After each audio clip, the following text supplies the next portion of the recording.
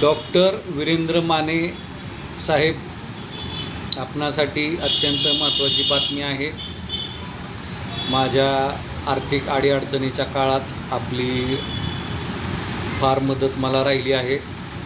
सदरील बातमी ही आपले प्रस्तावित पुणे बंगळूर ग्रीनफील्ड एक्सप्रेसवे किंदरवाडीचे पण सध्या केरळमध्ये असलेले उद्योजक माननीय सूर्यवंशी साहेब यांनी पाठवलेली आहे। तरी आशा करतो माहुली येथे